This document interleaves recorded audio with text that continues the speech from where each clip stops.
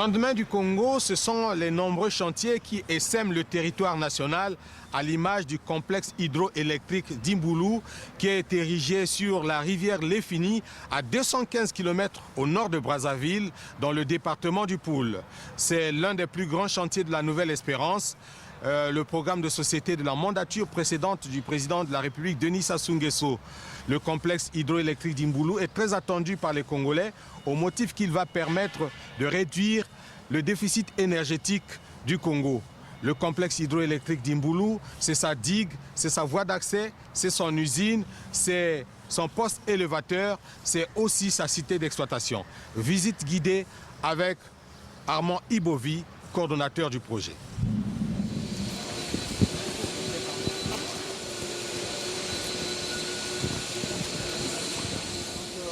Nous sommes dans le bâtiment de l'usine ici, là où on abrite les 4 groupes turbo-alternateurs. Actuellement, nous avons monté 3 groupes turbo-alternateurs qui sont déjà montés, on ne va plus les voir. On a voulu vous faire montrer le tout dernier qui nous reste actuellement et c'est celui qui est là-bas. Là, en noir, là, vous avez la directrice et son cône ainsi que son arbre que nous allons insérer sous eau cet après-midi. Et à côté, avec les bobines en rouge, c'est l'alternateur. Donc c'est le rotor de l'alternateur. Tout à l'heure, on va voir enfoui là-bas le stator. Le principe, c'est qu'à partir de cette turbine-là, elle tourne, l'eau arrive, tape les pales de cette turbine. L'énergie cinétique de l'eau est transformée en énergie mécanique. Et l'eau qui tourne en énergie mécanique envoie sur l'alternateur. L'alternateur transforme l'énergie électrique qu'on envoie au Congo, à Brazzaville et au nord du pays.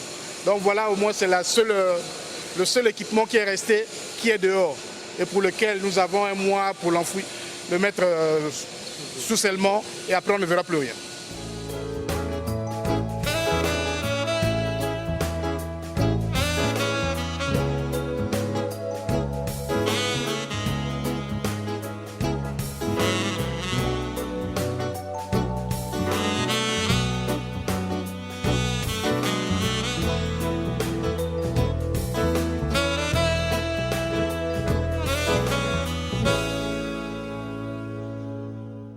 Nous avons d'abord, comme préalable nécessaire pour le fonctionnement du groupe et la mise en service sur les réseaux, c'était que le réseau, la ligne électrique entre Brazzaville, Ngo et Imboulou soit prêt. Et c'est ce à quoi nous nous sommes attelés les 3 derniers mois. Et on peut dire que mission accomplie, Monsieur le ministre, le 16 juin, le courant est arrivé ici et nous a permis de faire l'ensemble des essais des transformateurs, des disjoncteurs, des sectionneurs, et jeux de barre et vérifier les lignes. Et les lignes se comportent à merveille, tous les équipements sont normaux sur l'ensemble du réseau. Et c'est pourquoi depuis une semaine, nous nous attelons au dernier réglage ici pour voir comment, meilleur dans les conditions de fonctionnalité optimum, couplé au réseau, le groupe actuellement qui est en arrêt depuis 3 mois. Donc on peut dire que pour preuve, devant vous, Monsieur le ministre, le groupe est en train de tourner. On peut prendre en fonctionnement actuellement. On marche à vide, mais pas couplé sur Brazzaville. Et on peut regarder sur l'ordinateur, ça tourne à 100% à merveille. Comme ça, ils sont sûrs bien que la technologie chinoise est en marche, elle produit les effets attendus. Et le principe ici, c'est vérifier les oscillations, vérifier les vibrations. Et vous pouvez, journalistes témoins, vérifier qu'il n'y a aucun bruit. On peut regarder le nombre de décibels, ça se comporte très bien. Le génie civil se comporte très bien. Et le paramètre le plus important pour voir, c'est le nombre de tours minutes. Pour respecter, il faut être à 107 tours minutes. Et on peut regarder sur notre ordinateur. On va bien voir la vitesse normale. Le dernier essai que nous avons fait, qui était l'essai le plus important, qui est destructif, pour vérifier s'il y a un à-coup important sur le réseau et que la machine est solide, peut résister, c'est l'essai de survitesse. Et la survitesse, au lieu de 100%, on va jusqu'à 158%. Et dans certains cas, normalement même avec nos partenaires européens, on s'arrête souvent à 140%.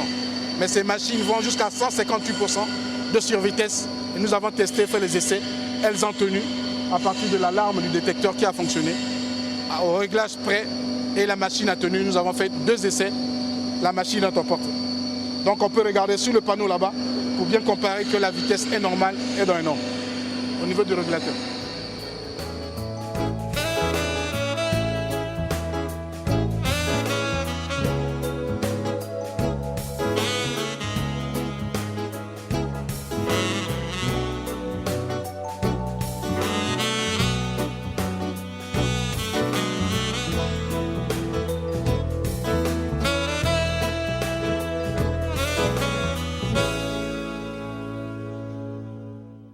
Nous avons dit que là, nous sortons de l'usine et ici, c'est l'évacuateur de crue. L'évacuateur de crue a deux pertuis, un pertuis de surface et deux pertuis de fond. C'est l'eau qui ne sert pas à la production de l'électricité qui part ici. Donc nous avons calculé la crue bilénaire, de telle sorte que l'usine ne s'inonde pas un seul jour. Le débit turbiné de chaque turbine est à peu près de 415 mètres cubes par seconde. Et la totalité de l'eau du débit nécessaire à la production de 120 MW est autour de 800 mètres cubes. Mais ici, l'évacuateur a été calculé, dimensionné jusqu'à 1200 mètres cubes. D'après l'historique que nous avons fait, il y a plus de 100 ans au Congo, la rivière de la Léfini avec ses affluents n'ont jamais dépassé 900 mètres cubes.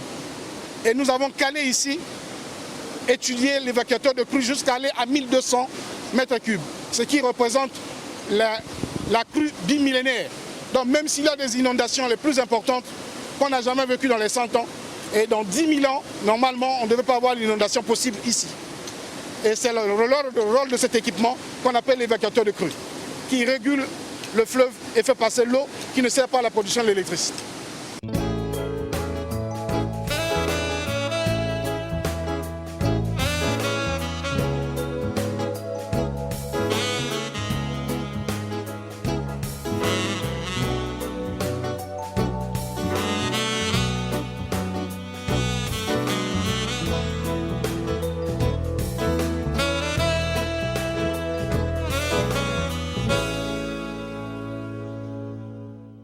Nous étions là-bas dans la salle dans l'usine, là où on produit l'électricité.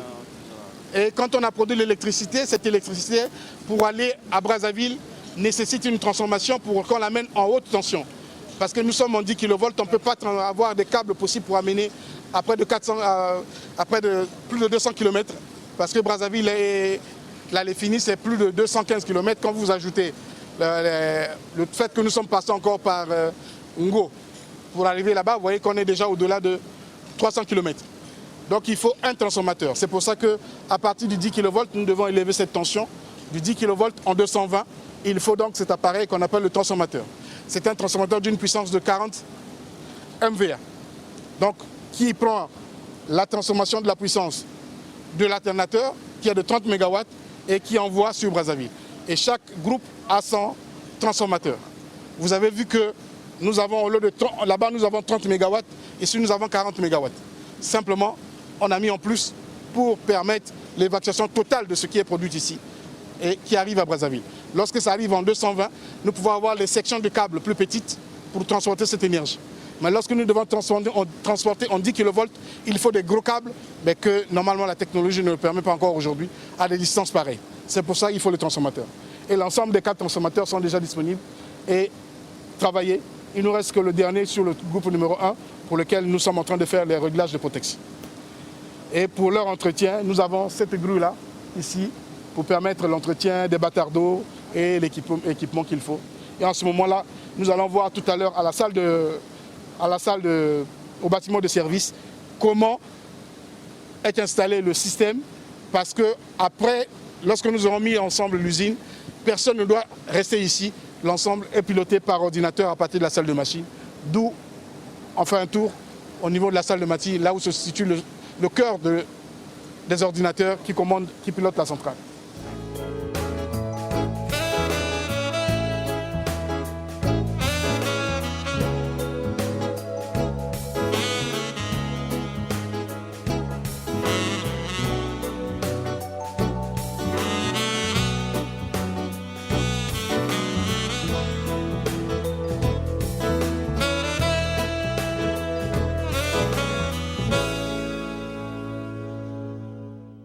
Donc ici, on se retrouve dans la salle de commande de la centrale. Tout est piloté à partir d'ici, des écrans que nous avons, qui agissent sur les LCI qui sont au niveau de la salle de machine que nous avons vu tout à l'heure. Et on n'a pas besoin d'avoir les gens là-bas. Les agents de service iront là-bas que pour les visites techniques, vérifier, voir visuellement, on ne sait jamais, un problème d'incident qui peut entraîner un peu de flash ici et là, mais sinon tout se regarde ici. L'ensemble des paramètres est renvoyé ici sur écran, donc on peut le lire. Donc là nous sommes à la salle maintenant, on peut voir le système qui est là, pilotée ici à partir d'ordinateurs et la salle des ingénieurs qui est située derrière. Donc on peut dire chacun a son poste de travail et chacun de ces postes joue un rôle à partir de la salle des ingénieurs là-bas. Ceux qui font les calculs sont là-bas et ceux qui pilotent l'ensemble de la centrale, c'est ici. Donc on peut voir tout à l'heure que nous avons en ce moment aussi. Quand nous avons produit le courant là-bas, à travers les transformateurs, on arrive ici et vous avez l'ensemble des équipements là qui constituent ce qu'on appelle les sectionneurs, les disjoncteurs. Tout ceci sont des appareils de protection et de coupure qui permettent de séparer le réseau en cas de perturbation avec la centrale pour ne pas qu'il y ait des problèmes. C'est des mesures de sécurité importantes. Étant entendu le coût des investissements, il faut sécuriser les ouvrages qui sont là, qui ont besoin d'un rôle. Et puis deuxième élément, il faut travailler en toute sécurité lorsque vous avez des problèmes techniques à résoudre. Donc il vous faut sectionner à partir d'un sectionneur, il faut avoir une coupure visible, il faut un disjoncteur, il permet de couper les grands courants. Le sectionneur n'a pas ce rôle-là, il coupe à froid, sans courant, mais le disjoncteur coupe à froid. Et vous allez vous dire que les disjoncteurs qui sont là, c'est des disjoncteurs performants, et avec la grande technologie que l'on lui reconnaît. Ils sont tous fabriqués en Chine et c'est de haute facture. Donc là, nous avons beaucoup de travées, on a les jeux de barres, on a les départs des lignes, et à partir d'ici, partent 2 départs de lignes sur Ngo, que nous regardons. Le premier pylône est situé là-bas. Vous le regardez, c'est celui-là qui est opérationnel sur la première ligne. La deuxième ligne n'est pas construite encore parce que nous avons une faible charge qui va sur Brazzaville avec une seule ligne. Et nous pouvons tenir jusqu'à Ngo sans problème.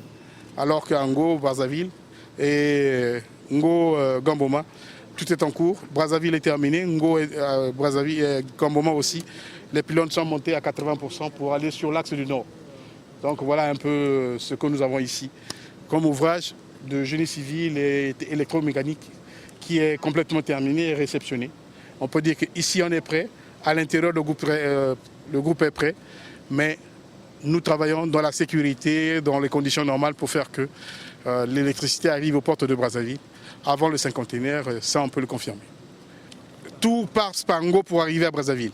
Nous disposons à la centrale d'Imbulu de 120 MW et nous pensons disposer avant la fête de l'indépendance au moins de 60 MW, sinon un peu plus. Mais je crois que s'il y en a plus, c'est bon.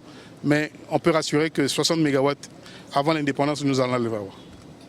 Ce qui garantirait à peu près la puissance de Brazzaville, puisque la puissance de Brazzaville est autour de 80 MW, plus ce que nous avons d'énergie disponible qui vient de Kinshasa, 40 MW contractuels. Vous voyez que si on a 60 ici, on aura 100 MW disponibles pour tout le monde à Brazzaville.